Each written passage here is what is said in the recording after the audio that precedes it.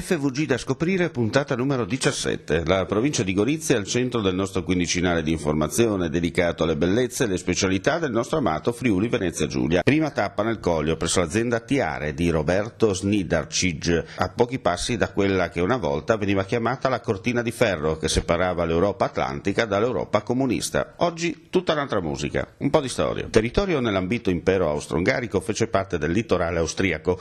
Durante la Prima Guerra Mondiale fu luogo degli scontri per l'occupazione italiana di Gorizia. Assegnato all'Italia alla fine della guerra, entrò a far parte interamente della provincia di Gorizia. Nel 1943 venne occupato per un breve periodo dai partigiani jugoslavi di Tito e successivamente dai tedeschi, entrando così a far parte del litorale adriatico tedesco fino al 1945. Nel Trattato di pace di Parigi venne assegnato quasi interamente alla Jugoslavia. Dal 91 la parte ex jugoslava è sottoposta all'amministrazione della Repubblica Slovena. Nel Collio vengono prodotti dei vini cui è assegnata la DOC Collio Goriziano o più semplicemente Collio. Molte come da tradizione vengono prodotte le ciliegie. Ultimamente si sta riscoprendo anche la cultura dell'olivo. La linea a Carlo Morandini. Siamo arrivati con questa puntata di FVG da scoprire sul Collio, ma il Collio vero, quello che è al confine con la Brda, che è il Collio sloveno. Abbiamo incontrato in questa passeggiata in mezzo alle vigne del Collio, che è la collina del Friuli Venezia Giulia più quotata, il professor Pascolo, che è il direttore del CIRF, che è il Centro Dipartimentale per la Lingua Friulana, ma è anche un tecnico, è uno studioso, è un ricercatore, che si occupa anche di agricoltura. A che punto è arrivata la ricerca e cosa può dire la ricerca dei livelli che ha raggiunto la viticoltura del Friuli Venezia Giulia?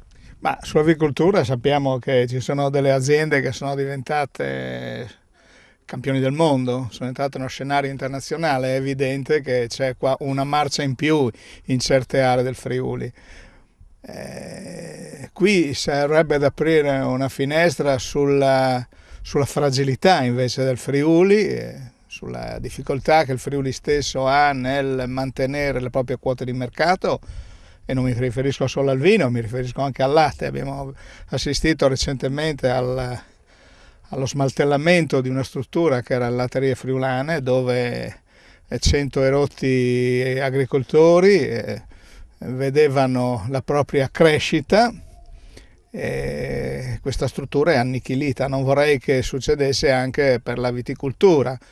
Questa situazione che si è creata in questo periodo di tempo e che ha riguardato in particolare il Sauvignon, ma si parla anche del Tramminero o altri vitigni, rischia di aprire una ferita mortale al Friuli, che già è in grosse difficoltà nello scenario internazionale per le sue dimensioni. Quindi se l'eccellenza non riesce a trionfare, evidentemente la mediocrità non sarà quella che salverà il Friuli. Alle nostre spalle c'è la Brda, il Collio sloveno. Secondo lei collaborazione o concorrenza? Come ci dobbiamo comportare? È un vecchio discorso. Beh, diciamo, il Collio sloveno è piccolo tanto quanto il Friuli, oppure la parte del Collio friulano. Secondo me l'unica strategia è la complementarietà, è collaborare assieme, perché solo se si è uniti si vince. Diversamente, in uno scenario internazionale così complesso, le piccole realtà sono destinate a collassare. È sufficiente un giro d'aria, un errore, una piccola intoppo per creare dei danni irreparabili. FVG da scoprire si rivolge agli appassionati che vogliono venire e possono venire a visitare questa nostra regione, anche all'estero, perché ci seguono anche online.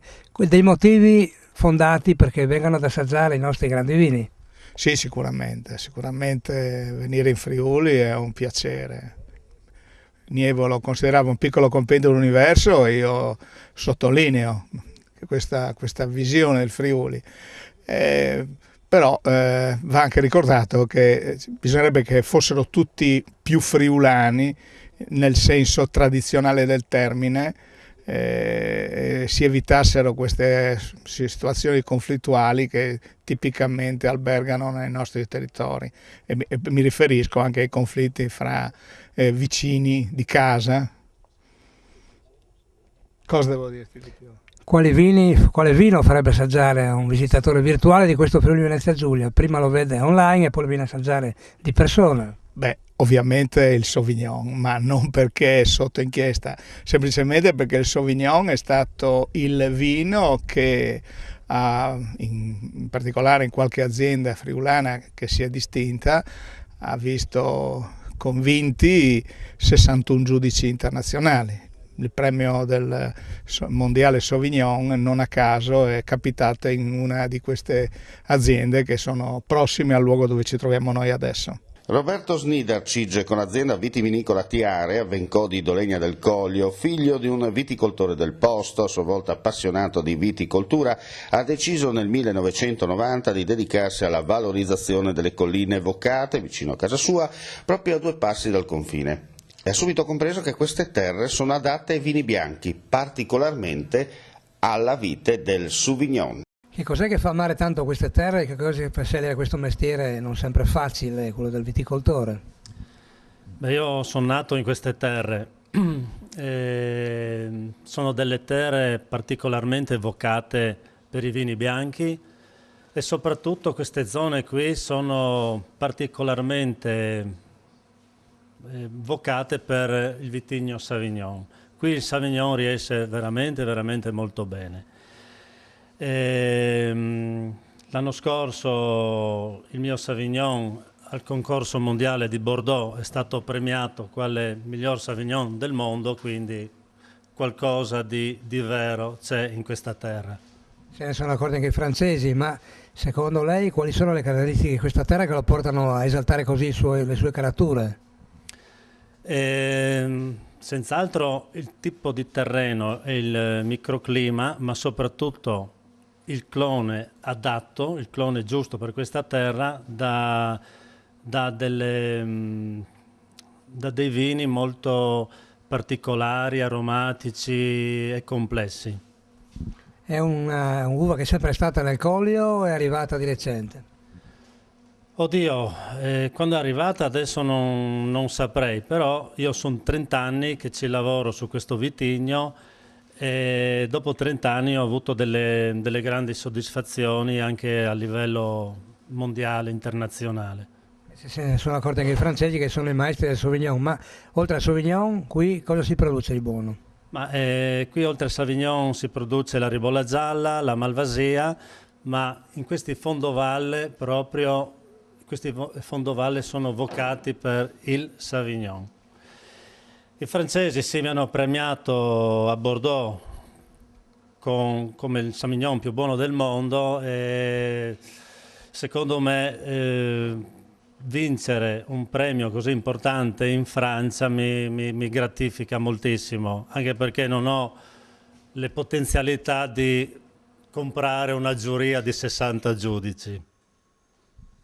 Il Sauvignon è buono anche da abbinare quei cibi, a parte l'asparago bianco friulano, ma se ne parlerà fra qualche mese. Con cosa lo potremmo abbinare questo Sauvignon che è il migliore del mondo?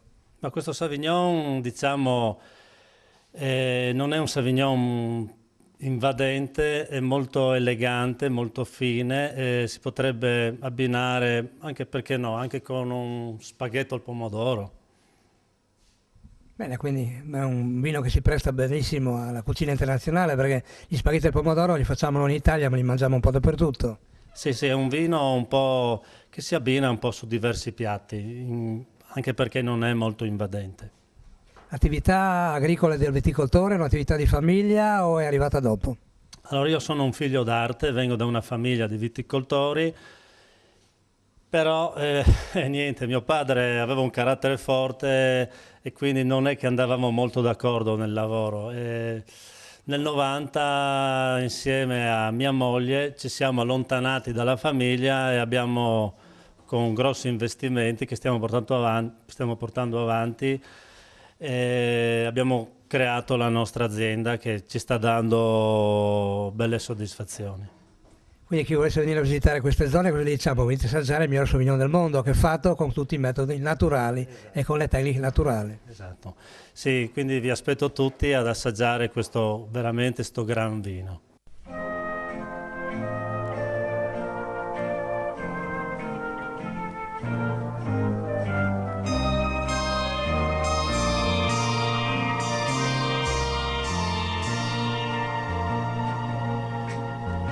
Mamola me son de gravo, son nato pescador, i dis cose che son bravo, che son lavoratore, e sotto questo cielo, in mezzo a questo mare, chi de tu sei bello, più bello lavorare. Mamola, mamola, questa canzone è per tu.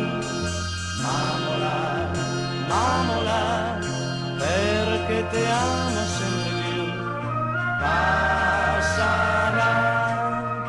la vita nostra semplice, l'amor non passa, mamola, l'amor tra cielo e mare.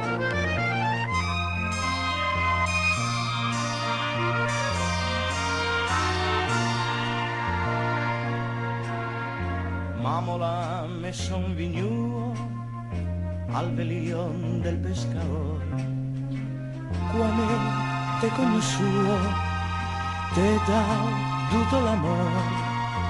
Torno Mariao stasera al velion del pescador, femmina cria spera, no cambia il nostro amore.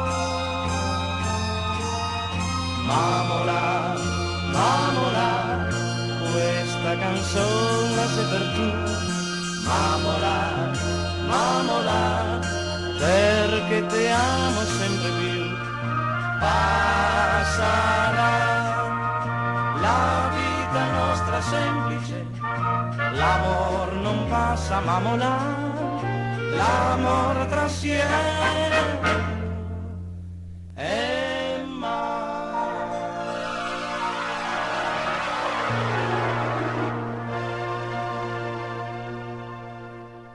Gravo e i presepi, un'iniziativa che da molti anni riscuote successo, come ci racconta l'amico e curatore Antonio Boemo. Due sono le caratteristiche della rassegna presepiale gradese. Una è quella che i presepi dei locali sono ambientati per lo più in laguna. L'altro è che abbiamo instaurato da anni una sorta di gemellaggio presepiale con altre realtà della regione.